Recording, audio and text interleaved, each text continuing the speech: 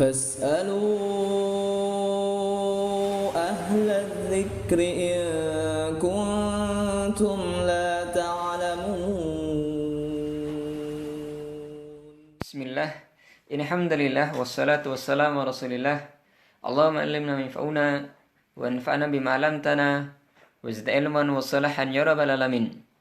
اللهم أسألك علما نافعا ورزقا طيبا وعملا متقبلا. Bismillahirrahmanirrahim. Kita lanjutkan kajian singkat tafsir surat pendek. Pada kesempatan ini kita akan bahas tafsir surat Al-Ikhlas. Tafsir surat Al-Ikhlas.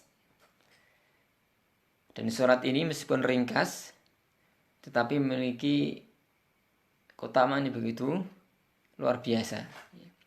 Bukan dikatakan sepertiga Al-Quran. Baik. Surat Al-Ikhlas disebut Al-Ikhlas karena isi dari surat ini itu tentang apa? Tentang pemurnian, tentang pengesaan Allah. Jadi ikhlas secara bahasa artinya murni. Misalkan ada orang Arab bilang hadza dhahabu khalis, ini emas murni. Jadi khalis itu murni, ya. Seperti dalam kata-kata ikhlas, mukhlis, ini murni, pemurnian nama-nama dan sifat Allah. Surat ini berisi tentang pemurnian nama-nama dan sifat Allah. Surat ini 4 ayat dan termasuk surat Makkiyah. Diriwayatkan bahwasanya sebab turunnya surat ini, surat Al-Ikhlas ini, suatu ketika Rasulullah ditanya oleh orang-orang kafir Quraisy. Ada juga yang mengatakan yang bertanya adalah orang Yahudi, alamnya. Lalu saya tanya, ya, Anusib lana rabbak, wahai Muhammad, jelaskan kepada kami sifat Tuhanmu itu bagaimana? Tuhanmu itu bagaimana? Fa'anzalal hadhihi surah. Kemudian Allah pun turunkan surat ini. Qul huwallahu ahad, Allahus samad, lam yalid wa lam yulad walam yakul lahu kufuwan ahad. Jadi surat ini berisi tentang sifat-sifat Allah. Sifat-sifat Allah, bahwasanya Allah Esa, Allahu Ahad, Allah Maha Sempurna, Allahu Samad, lam yalid walam yulad, tidak beranak, tidak pula diperanakkan. Walam yakul lahu kufuwan ahad, dan juga tidak ada satupun yang setara dengan Dia. Ini kandungan surat ini berisi tentang pemurnian nama-nama dan sifat Allah. Dan surat ini juga seringkali disebut dengan surat Al-Ikhlas yang pertama. Ada surat Al-Ikhlas yang kedua adalah surat Al-Kafirun. Jadi dua surat ini saling berkaitan. Surat ini banyak membahas tentang tauhid, asma wa sifat, tentang nama-nama dan sifat Allah. Adapun surat Kafirun tentang uluhiyah. Barak, berlepas diri dari orang-orang kafir. Dan dua surat ini, surat Al-Ikhlas ini, Al-Ikhlas dan Al-Kafirun ini seringkali dibaca bersama-sama, ya, dalam sunnah tawaf dan qobliyah subuh dan yang lainnya. Bismillahirrahmanirrahim. Di antara yang menunjukkan agungnya surat ini, bahasa surat ini innaha la ta'dilu sulusal Quran. Surat ini kata Rasulullah sepadan dengan sepertiga Al-Quran. Diriwayatkan ada seorang sahabat yang membaca surat ini berulang-ulang. Kemudian ada sahabat lainnya mendengar, kemudian mengadukan kepada Rasulullah. Seolah-olah dia tahu bahwa menyepelekannya. Maka Rasul mengatakan, inna la ta'dilu sulusal Quran. Sungguhnya surat ini itu sepertiga Al-Quran. Apa maknanya? Ada yang mengatakan, ya diantara Ibnu Hajar menjelaskan apa makna sepertiga Al-Quran itu. Maknanya adalah bahwasanya Al-Quran itu isinya adalah 3.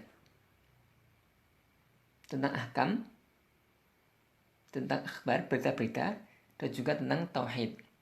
Hukum, berita, dan tauhid. Adapun surat ini berisi tentang tauhid. Dan itu sepertiga Al-Quran. Ini penjelasan apa? Ibnu Hajar, ya, dalam Fathul Bari, ya, menjelaskan hadis tadi, inna la ta'dzilu Al-Quran. Itu hadis Sahih Bukhari, ya. Sahih Bukhari, dan Sahih Bukhari itu ya, sarahnya, penjelasannya paling bagus adalah Fathul Bari dari Ibnu Hajar Asqalani, ya, yang mengatakan bahwasanya bahwa seperti Al-Quran ini tadi, karena surat ini berisi tentang tauhid, dan Al-Quran itu isinya 3 hal: hukum, berita, dan apa? Dan juga tauhid. Surat ini berisi tentang tauhid, dan itu sepertiga Al-Quran. Baik. Kemudian penjelasan singkat dari surat ini. Ayat yang pertama, Bismillahirrahmanirrahim. Qul huwallahu ahad. Katakanlah, Dia Allah, Zat yang Maha Esa. Jadi qul ini perintah. Perintah untuk mengucapkan. Tapi ketahui ini tidak sekedar perintah untuk mengucapkan, tapi ini perintah untuk benar-benar meyakini hal tersebut. Bukan sekedar ucapan lisan, ya. Tapi ucapannya diiringi dengan keyakinan dan faham maknanya. Fahami betul, yakini betul Allahu Ahad. Allah itu Esa. Allah itu tunggal. Ya. Kita sering dengar ya, hari Ahad. Ahad ini artinya 1. Isnin 2. Selasa 3. Jadi Ahad ini 1. Tauhid menjadikan 1, mengesahkan Allah. Katakanlah Allah itu tunggal. Tunggal dalam apa? Tunggal dalam zatnya. Allah itu tunggal dalam zatnya. Tidak berbilang. Allah tidak berbilang, ya. Tidak seperti keyakinan sebagian agama. Allah itu ada Tuhan ini, ada Tuhan ini, ada dewa ini, dewa itu. Tidak. Allah tunggal zatnya. Allah tunggal juga Esa juga dalam rububiyahnya. Dalam ketuhanannya. Hanya Allah satu-satunya pencipta. Hanya Allah satu-satunya zat yang memberi rezeki, yang mengatur dan segalanya. Allah satu-satunya Tuhan. Esa dalam rububiyahnya. Allah juga Esa dalam uluhiyahnya. Bahwasanya hanya Allah yang berhak disembah. Qul huwallahu ahad. Katakan Allah Maha Esa. Maksudnya adalah sembah Allah semata. Allah juga Esa dalam asma wa sifatnya. Tidak ada satupun yang sepadan dalam nama-nama dan sifatnya Allah. Allah Esa, Allah tunggal dalam nama-nama dan sifatnya. Ini Qul huwallahu ahad. Ayat yang kedua, Allahus samad. Allah as-samad. Kalau dalam terjemahan sederhananya, Allah tempat bergantung. Jadi as-samad itu adalah salah satu apa? Nama Allah. Di antara Asmaul Husna. Ulama berpendapat apa maknanya. Apa makna as-samad itu. Tapi kalau kita cermati, perkataan pendapat para ulama itu tidak saling bertentangan. Maknanya berdekatan, bahkan saling melengkapi. Saling melengkapi. Di antara misalkan pendapat Ibnu Abbas yang diriwayatkan oleh Ikrimah. Ibnu Abbas mengatakan makna as-samad adalah alladzi yasmulu al-khalaiqu ilaihi fi hawaijihi wa masailihim. Yaitu zat yang yasudu, yang bersandar, bergantung kepadanya bahwa seluruh makhluk-makhluk ya khalaik fi hawaijihim, dalam kebutuhan mereka, dalam urusan mereka. Seluruh makhluk butuh pada Allah. Nah, ini as-samad, ya. Jadi Allah itu tidak butuh makhluk, tapi makhluk butuh pada Allah. Ini as-samad. Dalam riwayat yang lainnya dari Ibnu Abbas juga, dari Ali bin Abi Thalhah, bukan Ali bin Abi Thalib ya, tapi Ali bin Abi Thalhah, Ibnu Abbas mengatakan as-samad maknanya adalah dia adalah as-sayyid, alladzi qad qamula sayyidu, ya. Dia adalah sayyid yang sempurna kekuasaannya.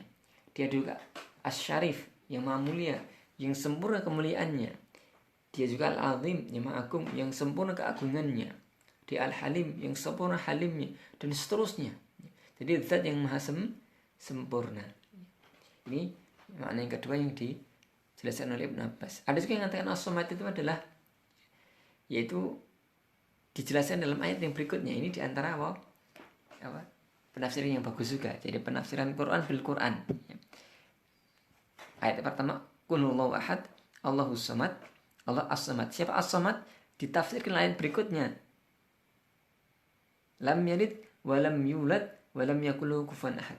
As-samad adalah lam yalid, tidak beranak, tidak pula diperanakkan, wa lam yulad wa lam yakul lahu kufuwan ahad. Tidak boleh satu pun setara dengan dia. Ini penafsiran Al-Quran bin Quran. Ini juga bagus ya. Ya. Silakan ya dilihat lebih lanjut penjelasan tentang makna as-samad ini di tafsir Ibnu Katsir. Itu dijelaskan banyak sekali, banyak sekali pendapat tentang as-samad. Tapi maknanya tidak saling bertentangan ya. Syekh Utsaimin dan juga yang lainnya meringkaskan makna as-samad itu apa? As-samad adalah zat yang maha sempurna yang bergantung kepadanya seluruh makhluk. Nah ini definisi as-samad yang mencakup semuanya tadi. Zat yang maha sempurna yang bergantung seluruhnya makhluk. Allah sempurna, tidak butuh yang lainnya. Sedangkan yang lainnya apa? Butuh Allah, kan Allah sempurna, bergantung pada Allah semuanya. Dan ini juga ada satu isyarat penting. Isyarat penting yaitu mari kita banyak doa pada Allah. Karena Allah tempat bergantung, Allah tempat meminta. Kalau manusia sekaya apapun diminta, dia akan lemah juga, akan kurang juga, akan jatuh miskin dia. Karena gak sempurna kekayaannya, beda dengan Allah. Allah maha sempurna, kalau diminta, Allah tidak akan marah. Bahkan Allah senang. Dan Allah tidak berkurang sedikit pun kekayaannya. Karena Allah maha kaya, maha mampu, maha sempurna. Maka mari kita banyak minta pada Allah. Bahkan Allah marah kalau kita tidak minta pada Allah. Karena itu meremehkan Allah. Allahus samad. Lam yalid wa lam yulad. Tidak beranak, yalid beranak, wa lam yulad tidak pula diperanakkan. Tidak beranak, tidak pula diperanakkan. Maksudnya apa? Maksudnya adalah bahwasanya Allah itu tidak dilahirkan, tidak melahirkan. Jadi nggak ada keturunannya Allah. Tidak pula Allah itu apa? Punya orang tua. Ini menunjukkan kesempurnaan Allah. Allah tidak butuh anak, Allah tidak butuh orang tua, Allah tidak butuh istri, Allah tidak butuh yang lainnya. Allah maha sempurna. Kalau orang itu dilahirkan, berarti kan ada yang melahirkan. Berarti ada Tuhan. Orang tuanya Tuhan itu. Nanti ada mbahnya Tuhan. Ada mbah buyutnya Tuhan. Kan aneh itu. Aneh kalau Tuhan itu dilahirkan. Aneh juga Allah punya anak. Allah kok punya anak. Jadi ada anaknya Tuhan. Ada cucunya Tuhan. Ada nanti Fulan bin Fulan bin Fulan bin Tuhan. Ini kan aneh. Tidak ada. Allah tidak beranak, tidak boleh diperanakkan. Maka kalau misalkan orang Nasrani mengatakan Isa ibnullah, ya berarti mengatakan apa? Uzair ibnullah. Ini sebuah perkataan yang dusta. Allah tidak punya anak. Badi'us samawati wal ard, seperti dalam ayatnya surat Al-An'am ayat 100:1. Badi'us samawati wal ard anna yakuna lahu walad wa lam takul lahu sahibah. Dialah Allah pencipta langit dan bumi. Dan bagaimana Allah itu punya anak padahal tidak punya istri. Kalau Allah punya anak berarti Allah punya istri. Allah punya pasangan. Ini kan aneh sekali. Allah punya pasangan, misalkan Allah bercinta, Allah. Jadi menunjukkan ketidaksempurnaan. Manusia sekaya apapun, sehebat apapun perlu istri. Karena memang dia butuh istri, perlu anak. Karena dia butuh anak yang meneruskan keturunannya. Allah tidak. Allah tidak butuh anak, Allah tidak butuh istri.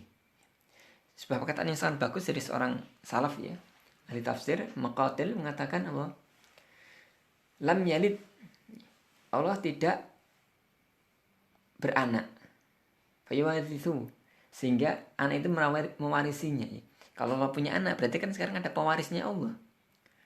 Ini ada Fulan bin Allah kan, bin Tuhan. Ada yang mewarisi Allah, itu tidak ada. Walam yulad, tidak pura diperanakkan. Sehingga apa? Ada sekutunya. Misalkan ada Tuhan, berarti kan ada yang lebih hebat. Mbahnya Tuhan, kan ada yang lebih hebat. Jadi lam yalid walam yulad. Ya. Ya karena ini kenapa? Karena dulu orang-orang kafir Quraisy itu, orang musyrikin Arab mengatakan malaikat itu anaknya Allah, banatullah. Orang Yahudi mengatakan Uzair anaknya Allah. Nasrani juga mengatakan demikian, Isa anaknya Allah, Al-Masih anaknya Allah. Dan ini semuanya batil. Ini ditiadakan semuanya oleh Allah. Allah tidak butuh anak, Allah juga tidak para anak. Lam yalid walam yulad. Ya. Kemudian juga ayat yang keempat, yang terakhir, walam yakul lahu kufuwan ahad. Ya. Dan tidak ada satupun yang setara dengan dia. Syekh Abdurrahman bin Nas Sa'di rahimahullah ta'ala, ya.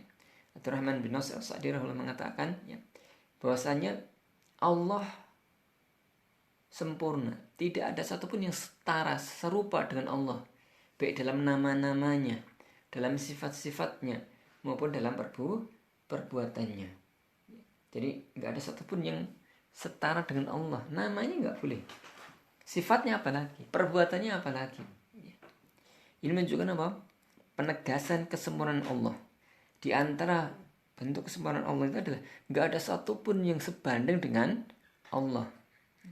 Misalkan ada orang hebat, tapi ternyata apa? Ada yang lebih hebat lagi, atau bahkan sekedar ada yang sama hebatnya. Ini kan menunjukkan tidak sempurna, kan ada yang lainnya juga seperti itu. Kalau Allah tidak, Allah maha sempurna dan tidak ada satupun yang sempurna dengan setara dengan kesempurnaan Allah. Ini mirip firman Allah Ta'ala, laisa kamitslihi syai'un wa huwas samiul basir. Tidak ada satupun yang setara sepadan dengan Allah, dan Allah maha mendengar lagi maha melihat. Ya. Ini jadi nggak ada satupun yang setara dengan Allah. Karena tidak ada satu setara dengan Allah, maka tidak boleh kita bersekutu pada Allah. Ya.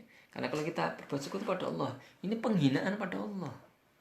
Misalkan orang berbuat menyekutukan Allah dengan batu, ini penghinaan pada Allah. Kalau disetarakan, disebandingkan dengan batu, penghinaan besar. Yang penting itu inna syirka la dzulman azim. Sebenarnya syirik itu adalah kezaliman sangat besar. Baik, ini ya, sedikit tentang makna dari ya, surat Al-Ikhlas. Sekali lagi, surat ini surat yang sangat agung, ya, seperti Al-Quran. Dan mari kita benar-benar ketika baca itu benar agungkan ya surat ini. Ya.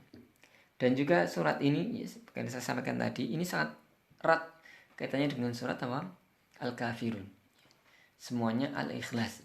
Kalau yang ini Al-Ikhlas banyak berkaitan dengan asma wa sifat, adapun Al-Kafirun berkaitan dengan apa?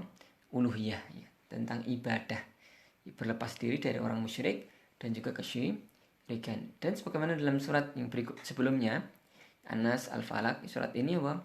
Disunahkan dibaca ya habis sholat, ya. Kemudian pagi petang, kemudian juga apa? Sebelum tidur. Ya. Baik, sekian alam bisawab. Wassalatu wassalamu ala Muhammad.